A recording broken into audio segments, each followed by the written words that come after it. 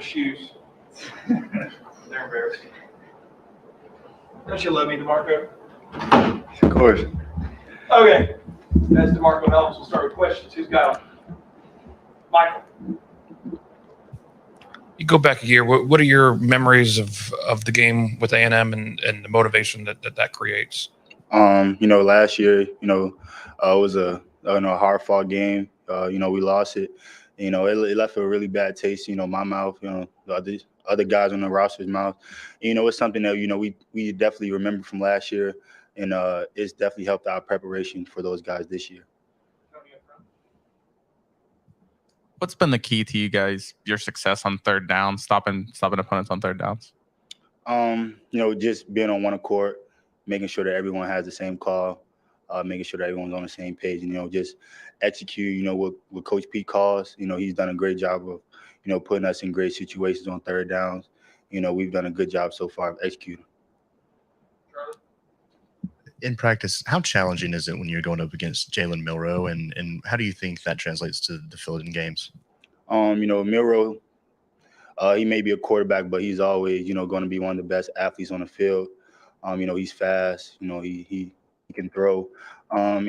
He's definitely a challenge, for a defense, to contain, because he brings, a great aspect on the field, throwing and running. So he's definitely a problem in both of those. Kool-Aid had to step in at star at Arkansas. Saban mentioned that you and Bat are kind of giving him the plays. What does it say about this team's versatility that Kool-Aid could step in and then kind of you guys still do what you have to do? Preparation. Kool-Aid does a great job of preparing. We take pride in even though he doesn't play star normally, he still knows star. So it shows how much the guys on our defense and the guys in our secondary, we know everyone's job. That helps us be prepared for whatever goes on the field. James. We've seen Deontae Lawson come in certain packages. What have you seen out of him, and what makes him such a good linebacker? D-Law he's a great linebacker. He's young, but he doesn't approach the game young. He prepares just like a vet, just like everyone else would. And he's done a great job this year of being prepared whenever his name was called. Katie and Michael. DeMarcco, you forced the fumble on Saturday. Last year against A&M, you had an interception. Just how much are turnovers still something that y'all are kind of emphasizing as a defense about halfway through the season? It's something that we emphasize, getting the ball back for the offense in the best situation as possible. We work on things as far as turning the ball over every day in practice. And it's something that, when we go into the game, it's something that we're always, looking to do, get the ball back for our offense. Too, if I could, what was that moment like, that fumble? What you see in that, and how fired up were you to finally get one? I was fired up about it because, I work on it in practice. We do drills for that. And, I saw my opportunity. And I took the opportunity to get the ball back for our team, and it was a great moment for me. Just seeing preparation that we put in practice. Showing the game. Two quarterbacks they have. There was injury and some confusion, or we don't know who's going to play. How hard is that for you guys to prepare for something like that? It doesn't matter. We're going to prepare for whoever's out there on Saturday, and it's really about what we do. We're not really too concerned about who they have at quarterback. It's more about, how we prepare to play Texas A&M as a team. Anything else? Okay. Good job, Marco. Thank you. Thank you. Do you like it?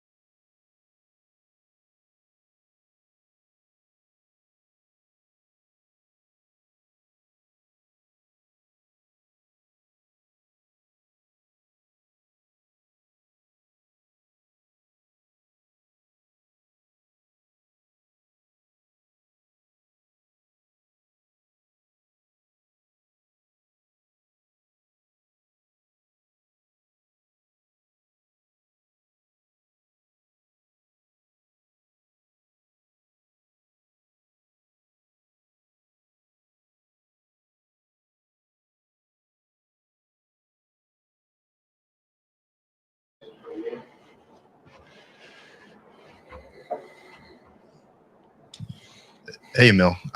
Just have you seen the offensive line improve from game one to last week? Coach Saban said that might have been your best game last week. Have you seen that improvement? I think the single biggest thing is probably just inconsistency. We always had, little stretches where we did good things at times, but just the overall consistency of our play, having about 10 rushes that got 6 to 9 yards, and then breaking, those long runs at the end of the game. Like, just there's more consistency in our running game and like our pass protection too. Because we only gave up 1 sack, and it was kind of like on the scramble. So just continue to focus on those things throughout the week, being consistent with our technique and stuff, and it's paid dividends these last couple of weeks. Yeah, you talk about some of that consistency and patience. When you're blocking for a guy like Jahmyr, what are the keys to making sure that you guys stick with it throughout the game so that he can break some of those later on? Man, it's awesome blocking for a guy like Jahmyr. He can make a lot of things happen on his own, but we know if we just get a hat on the hat, give him a little crease, then he can make some special things happen. So that's pretty much our goal, just to cover people up in the run game. So give him as much room as possible to, do what he does best. Early in the season, Nick Saban was challenging, even in here, the offensive line to be more physical. How do you think you guys were? Did you hear that? Was that something that was through to you guys? And how do you think you guys have responded to that? Definitely. I think it's something everybody in the offensive line room took personal. I think it just starts in practice, developing those habits throughout the week, and, making sure we're practicing hard at all times, physical at all times, even if we're on the scout field, even if we don't feel like it. So just changing our mindset throughout the week of practice, and, having that, dog mentality approach going into the game. I think, it's shown these last couple of weeks, and we definitely took that challenge seriously, and I think we've improved on it good. On Gibbs's touchdowns, Seth McLaughlin sets that key block. Just, what has made him such a good backup center, and how impressed were you for him to kind of come in and just take over like that? Yeah, I think something special about the O-line we have just in general is that we're really deep, like ones and twos. Everybody is a really good player, could be a starter anywhere in the SEC. So, it just shows like how deep we are for our Seth to come in. He doesn't play like a backup guy. He's more like a 1B instead of just a 2. So we knew Seth would do some really good things when he got in. He had experience playing in national championship games before, so we got all the confidence in the world and stuff, and nobody was surprised by the things he did in the game. But it's awesome. I told him after the game, I was like, man, you got some great football IQ, because, he just, does some good stuff out there.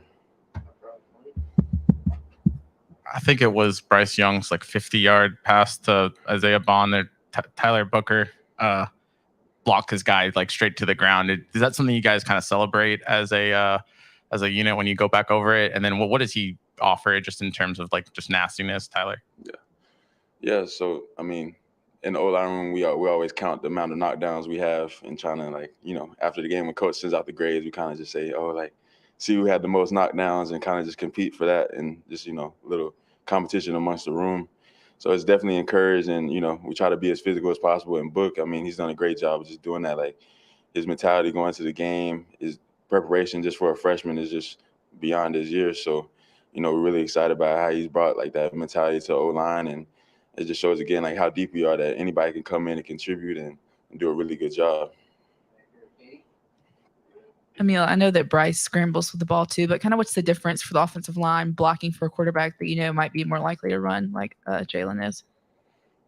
I think it just puts more emphasis on finishing. You got to really finish your blocks, stay with your guy, and don't have a clock in your head, because sometimes they're like, oh, ball's thrown in 3 seconds, but with a guy that makes things happen and playmaking is his skill, you kind of just got to hold on to your blocks a little bit longer and stay attached to those guys. So just finishing is pretty much the biggest thing that comes with that. What was one of the first things you learned when you kind of stepped on campus and started hanging out around the program? That's a tough one. I guess just how much different college football and then just playing for Nick Saban in general was than anything else I've done in my life. Just the amount of discipline it requires, and the long hours, and you really got to be dedicated to it. So just finding out how much love you had to have for the game, for college football, I guess. To really be good and be consistent. I don't know. Going back to Katie's question, just how much confidence does the offense have in Jalen if he is the guy that has to go out there at quarterback on Saturday? First of all, like as offense, we fully support everybody that's out there, no matter who it is. And Jalen personally, I mean, we all see him make plays in the game, make plays in practice. So we expect him to do the same thing, while he's out there. So I think everyone on offense has the utmost confidence in Jalen. All the coaches got the confidence in Jalen. So, I mean, that's what's so great about Alabama. When one great player goes down, another great one comes in. Anything else from you? All right.